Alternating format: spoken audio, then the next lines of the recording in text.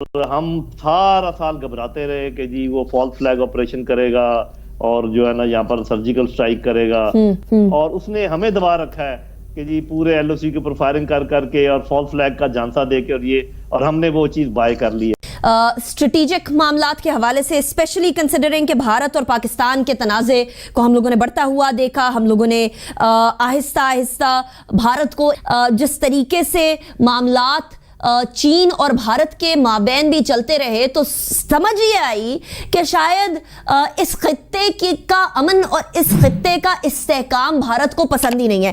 2020 ایک ایسا سال رہا جو کہ کشمیریوں کے لیے بڑا درد بھرا اور دردناک سال رہا، ایک ایسا سال رہا جہاں بھارت نے پاکستان کے ساتھ بھی، چین کے ساتھ بھی، اینڈ ایون سو جو چھوٹے ممالک کے ساتھ بھارت کی بنا کرتی تھی وہ بھی ہمیں بنتی ہوئی نظر نہیں آئی۔ کیا ہم یہ کہہ سکتے ہیں کہ سال 2020 میں بھارت کا ایک فتنے کے طور پر لیکن ہم لوگ اس کو استعمال نہیں کر سکے؟ یہ کن اپرچونٹیز کی ٹو بی پرٹیکولر آپ بات کر رہے ہیں اسٹریٹجک اینڈ ڈیفنس؟ جی دو بڑی اپرچونٹیز ہے۔ ایک تو یہ کہ امریکہ کو ہماری ضرورت تھی اور وہ انہوں نے ہر طرح سے ہمیں کہہ کر جو کام کروایا، ہمارے اپنے انٹرسٹ میں بھی تھا افغانستان کی پیس، لیکن ہم یہ بھی نہیں کر سکے، امریکہ سے یہ نہیں کروا سکے کہ ایف اے ٹی ایف سے ہمیں نکلوا دے، ہم یہ نہیں کروا سکے کہ وہ اپنے حلیف ہندوستان کو کہے کہ وہ اپنی کم کرے جو ظلم و ستم کشمیریوں پر کر رہا ہے، ہم اپنے جو مسائل ہیں فائنینشیل مسائل اس میں سے نہیں نکل سکے، تو ہم ون وے سروس آئی وڈ سے اس میں لگے رہے۔ یہ ایک اپرچونٹی۔ دوسری اپرچونٹی جو میرے خیال میں بہت بڑی تھی وہ یہ تھی کہ بھارت گر گیا تھا مکمل طور پہ، ابھی بھی گرا ہوا ہے، ایک طرف چین، پیچھے سے حریت پسند ان کی تحریک، آگے ادھر پاکستان کھڑا ہوا ہے، اور ہم سارا سال گھبراتے رہے کہ جی وہ فالس فلیگ آپریشن کرے گا اور جو ہے نا یہاں پر سرجیکل سٹرائک کرے گا، اور بجائے اس کے کہ اور یہ بھارت نے یہ ٹیکنیک اس لیے کی میرے خیال میں تاکہ ہم نہ کوئی ایکشن کر دیں، کیونکہ وہ بہت ویک پوزیشن میں تھا، ابھی بھی ہے، اور اس نے ہمیں دبا رکھا ہے کہ جی پورے ایل او سی کے اوپر فائرنگ کر کے اور فالس فلیگ کا جھانسا دے کے اور ہم نے وہ چیز بائی کر لی ہے، and we are waiting for their false flag operation which will never happen.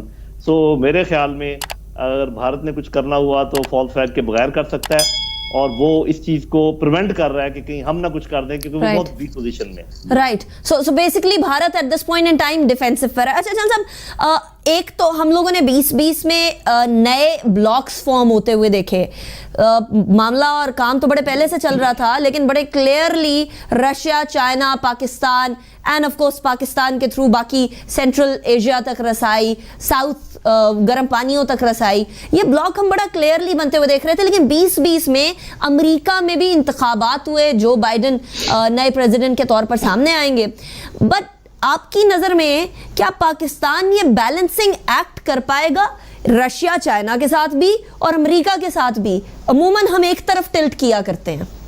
جی بلکہ آپ اس کو ایک اور شامل کر لیں، سعودی عرب اور ایران کے ساتھ بھی۔ اگریڈ۔ یہ جو بیلنسنگ ایکٹ، دیکھیے بیلنسنگ ایکٹ کسی حد تک چلتا ہے، اور چھوٹے ممالک کے لیے بیلنسنگ ایکٹ بہت مشکل ہوتا ہے، کیونکہ وہ جو آپ کو جملہ یاد ہوگا نا کہ یو آر ود اس اور اگینسٹ اس، تو یہ سوال بڑی طاقتیں ہمیشہ یہ سوال پوچھتی ہیں، وہ یہ نہیں کہتی کہ آپ بیلنسنگ ایکٹ کریں یا کچھ بھی، لیکن پاکستان کی میرا خیال ہے خارجہ پالیسی اس لحاظ سے سکسیسفل ہے کہ وہ شفٹ کر رہا ہے، وہ شفٹ ہمیں نظر آ رہی ہے from west to east, but بڑا امپرسیپٹیبل طریقے سے کر رہا ہے، بڑے پروڈنٹ طریقے سے کر رہا ہے، بجائے اس کے کہ اچانک جڑیں کھینچے، اور جو کہ ممکن بھی نہیں ہوتا، کیونکہ آپ کے اکنامک انٹرسٹ ہوتے ہیں، آپ کے پولیٹیکل انٹرسٹ ہوتے ہیں، ایسا ممکن نہیں ہوتا۔ آپ اس طریقے سے کھبے ہوئے ہیں ویسٹ اور امریکن بلاک کے ساتھ کہ اس میں سے آپ اچانک نہیں نکل پائیں گے، اور نکل سکتے بھی نہیں۔ تو چائنا نے ایک آدھ دفعہ شاید تھوڑا سا اپریہنشن کا اظہار بھی کیا ہو، لیکن میرا خیال ہے کہ ایسا انشاءاللہ نہیں ہوگا اور ہم نکل جائیں گے اس میں، but it has to be moved slowly, اور وہی ہم کر رہے ہیں،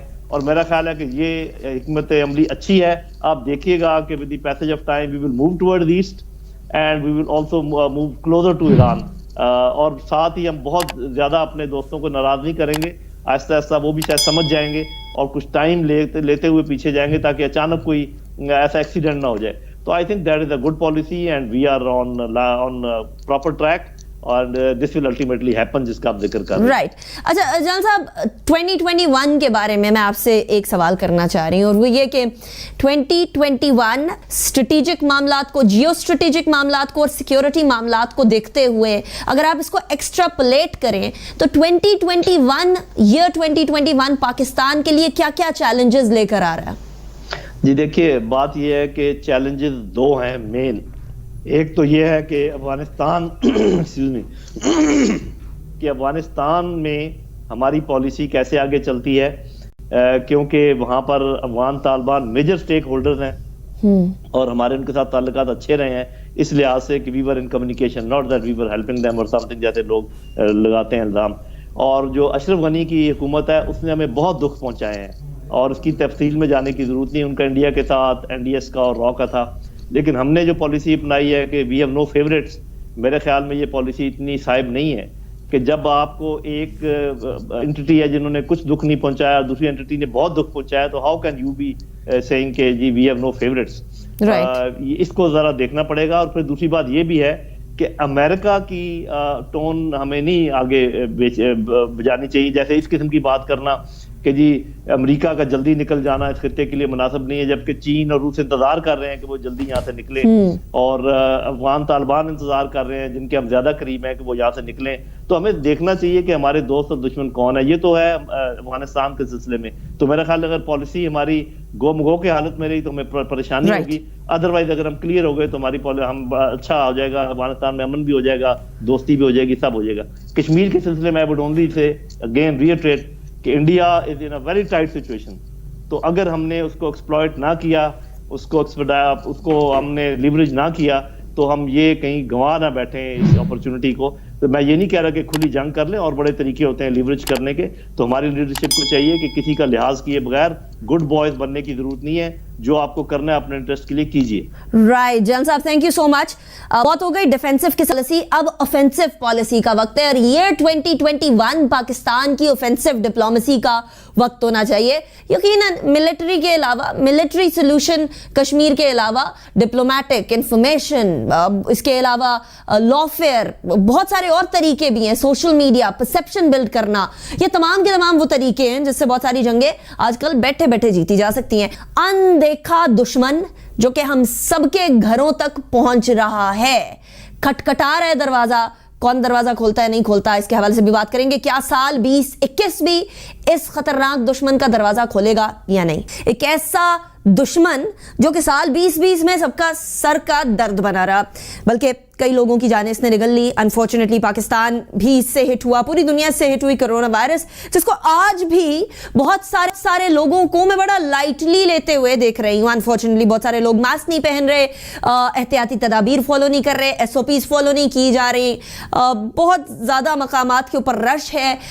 6 फुट का फासला तो कोई रखने को तैयार ही नहीं है. हमारा कल्चर है जब तक हाथ नहीं मिलाएंगे, जब तक गले नहीं मिलेंगे, तब तक शायद लोग समझते हैं आपको कोई हकारत से देख रहा है. ये बड़ी अनफॉर्चुनेट सी बात है. बहुत सारे लोग कोरोना वायरस को एक झूठ भी मान रहे हैं. यकीन जानिए, मैं और मेरा खानदान इससे गुजरे हैं. ये बिल्कुल झूठ नहीं और बिल्कुल आसान मरहला नहीं है गुजरने के हवाले से. पाकिस्तान के अंदर 4,79,715 अफराद टोटल कोरोना वायरस से अफेक्ट हो चुके हैं, जिसके अंदर से 4,35,000 के करीब जो लोग हैं वो रिकवर हुए. 10,105 अमवात वाक़या हुई हैं और पिछले 24 घंटे में अगर देखें तो 2,475 अफराद इससे अफेक्ट हुए एंड 58 लोगों की इससे अमवात वाक़या हुई हैं.